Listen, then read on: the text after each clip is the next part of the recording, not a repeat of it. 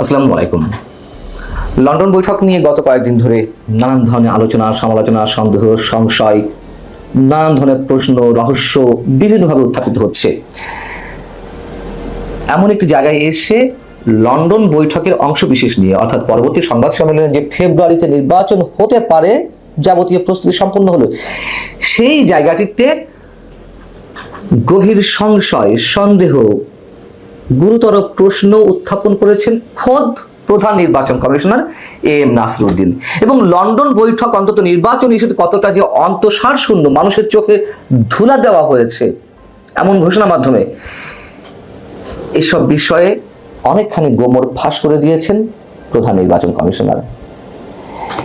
ঈদের পরে প্রথমবারের মতো সাংবাদিকদের মুখোমুখি হয়ে সাংবাদিকদের প্রশ্নের জবাবে, অর্থাৎ সাংবাদিকদের প্রশ্ন ছিল যে ফেব্রুয়ারিতে নির্বাচনের সময়সূচি ঘোষণা করবেন কিনা, সেই প্রশ্ন উত্তরে তিনি বলছেন, যেই যৌথ ঘোষণা দেওয়া হয়েছে সংবাদ সম্মেলনে আমি সবার মতন টেলিভিশনে দেখেছি, কিন্তু সেখানে তো যৌথ স্বাক্ষর নেই দুই পক্ষের, অর্থাৎ বিএনপি বা সরকারের পক্ষ থেকে কোনো ধরনের সই স্বাক্ষর নেই।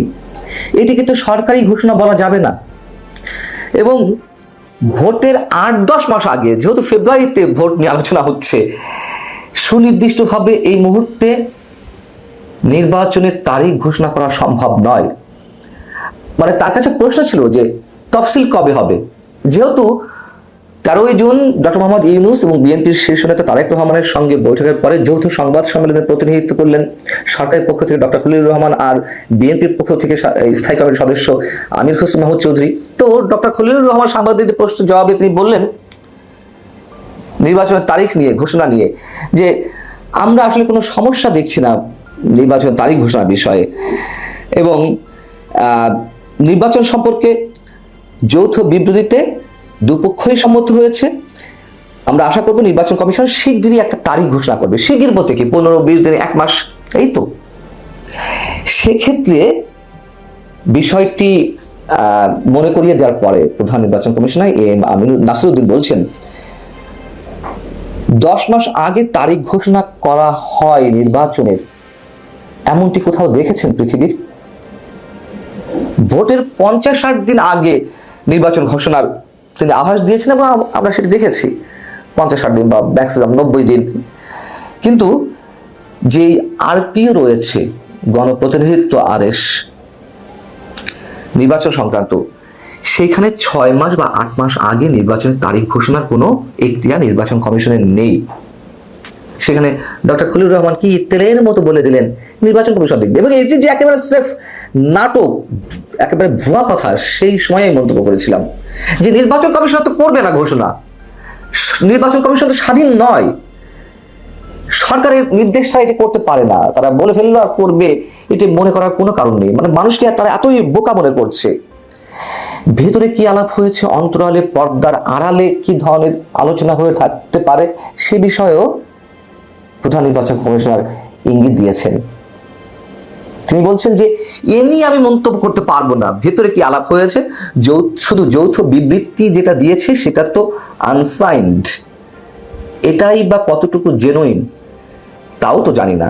কারণ স্বাক্ষর থাকলে বুঝতাম এটা সরকারের পক্ষ থেকে একজন স্বাক্ষর করেছেন, রাজনৈতিক দলের পক্ষ থেকে একজন স্বাক্ষর করেছেন, তাহলে বুঝতাম এটি অফিসিয়াল ডকুমেন্ট। তিনি বলছেন অফিসিয়ালি কোনো কিছু না এলে কিছু করা যাবে না, ইতিহাসের পেছনেও ইতিহাস থাকে, আলাপের পেছনেও আলাপ থাকে, সেগুলো আমাদের জানতে হবে, সিদ্ধান্ত নেওয়া হবে। প্রধান নির্বাচন কমিশনার বা নির্বাচন কমিশন সরকারের আজ্ঞাবাহক হোক আর না হোক, যাই হোক না কেন, তার কথা একটি মূল্য আছে, তাই না? এবং তিনি যে বললেন যে ইতিহাসের পেছনে ইতিহাস থাকে, আলাপের পেছনে আলাপ থাকে, সেই প্রশ্নগুলো একটু আমরা করে আসছিলাম। 1.5 ঘন্টার বৈঠকের অধিকাংশ সময় 1-to-1 হয়েছে তারেক রহমান এবং ডক্টর ইউনূসের মধ্যে।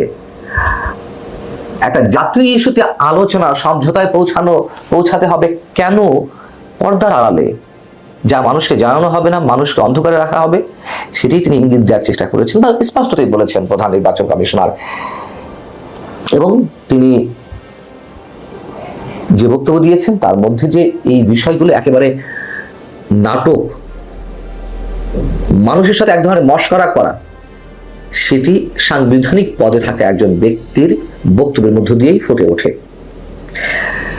ডক্টর মোহাম্মদ ইউনূস জাতির উদ্দেশ্যে ভাষণে এপ্রিলে নির্বাচন করার ঘোষণা দিয়েছেন। সেটি নিয়েও মানুষের সন্দেহ, আদৌ তিনি নির্বাচন দেবেন কিনা, তিনি আসলে কোন দিকে নিয়ে যেতে চাচ্ছেন, মানুষের মধ্যে নানান ধরনের প্রশ্ন। তারপর তিনি যেটি ঘোষণা দিয়েছেন সেই অনুযায়ী নির্বাচন কমিশন এগিয়ে যাচ্ছে, এটি প্রধান নির্বাচন কমিশন জানিয়েছে, মানে প্রধান নির্বাচন কমিশনার, এবং এটাই স্বাভাবিক। এবং সামনে কি ধরনের কাজ রয়েছে সে সম্পর্কে তিনি বলছেন যে ভোটার তালিকা আইনের সংশোধন করা হবে, ভোটার তালিকা চূড়ান্ত প্রায়, দল নিবন্ধন ও সংসদীয় আসনের সীমানা নির্ধারণের মতো বড় কাজ রয়েছে। এই যে সীমানা নির্ধারণের মতো বড় কাজ, ভোটার তালিকা প্রায় চূড়ান্ত কিন্তু দল নিবন্ধনের বিষয় রয়েছে, এই কাজগুলো তো একদিনের কাজ না। বিশেষ করে সীমানা নির্ধারণের কাজ আদালতে কেউ একটি মামলা ঠুকে দিলে মাসের পর মাস এগুলো চলতে থাকবে এবং এগুলোকে অস্ত্র করা হবে। লিখে রাখুন, এগুলোকে ডক্টর মোহাম্মদ ইউনূস নির্বাচন পেছানোর জন্য সব ধরনের প্রক্রিয়া একটু একটু করে জমা রেখেছেন, এগুলোকে কাজে লাগানো হবে। এবং ফেব্রুয়ারিতে নির্বাচন হতে পারে।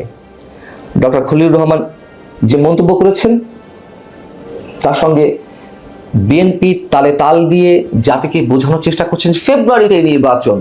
তারা উচ্ছ্বাসিত, মানুষের মধ্যে স্বস্তি কাজ করছে, অস্বস্তি সব কেটে গেছে, সন্দেহ সংশয় কেটে গেছে। তারেক রহমান দূরদর্শিতার পরিচয় দিয়েছেন। ডক্টর ইউনূস এবং তারেক রহমানের বৈঠক ঐতিহাসিক বৈঠক। এই যে বক্তব্যগুলো আমাদের শুনতে আসলে খারাপ লাগে। এবং আমি নিজে ব্যক্তিগতভাবে 5 আগস্ট পর থেকে তারেক রহমানের যে নানান ইস্যুতে সিদ্ধান্ত, বক্তব্য প্রশংসা করেছি, আরো অনেকে প্রশংসা করেছেন। তারেক রহমান দূরদর্শিতার পরিচয় দিচ্ছেন একের পর এক, এমন মন্তব্য আমরা করে আসছি। কিন্তু শেষ পর্যায়ে এসে এমন অদূরদর্শী সিদ্ধান্তে পৌঁছানোর মাধ্যমে তিনি তার দলকে যেমন ক্ষতিগ্রস্ত করছেন, বিএনপি যেমন ক্ষমতায় যাওয়ার একটি উজ্জ্বল সম্ভাবনা ছিল, সেটি যত দেরি হবে তত বিএনপি ভোট কমবে ফ্রি আর ফেয়ার ইলেকশনের মাধ্যমে। যদি ফ্রি আর ফেয়ার ইলেকশন না হয়, যদি কোনো ধরনের একটা প্রহসনের নির্বাচন হয়, সেটি অন্য কথা, আসন ভাগাভাগি হবে কি হবে না আমরা জানি না। তবে ফ্রি ফেয়ার নির্বাচন হলে যত বেশি দেরিতে ভোট অনুষ্ঠিত হবে, বিএনপির বিজয়ী হওয়ার সম্ভাবনা ততই বেশি ক্ষীণ হয়ে আসবে। নিঃসন্দেহে তাহলে দল ক্ষতিগ্রস্ত হচ্ছে। আর দেশ কেন ক্ষতিগ্রস্ত হবে? অবশ্যই এই মুহূর্তে বিএনপি সবচেয়ে বড় দল, সেই দল একটা সুষ্ঠু নির্বাচন আয়োজনের জায়গা থেকে, অথবা যে চাপ তারা নিজেরাই সৃষ্টি করেছিল সরকারের উপরে আগামী ডিসেম্বরের মধ্যে জাতীয় সংসদ নির্বাচন অনুষ্ঠানের বিষয়ে, সেটি একেবারে নড়বড়ে হয়ে গেল। তারা তাদের দাবিটি আবার যৌক্তিকভাবে তুলতে পারবে কিনা, মানুষের সামনে তাদের বক্তব্য সেভাবে উপস্থাপন করতে পারবে কিনা, সেই জায়গাটি তো নড়বড়ে হয়ে গেল।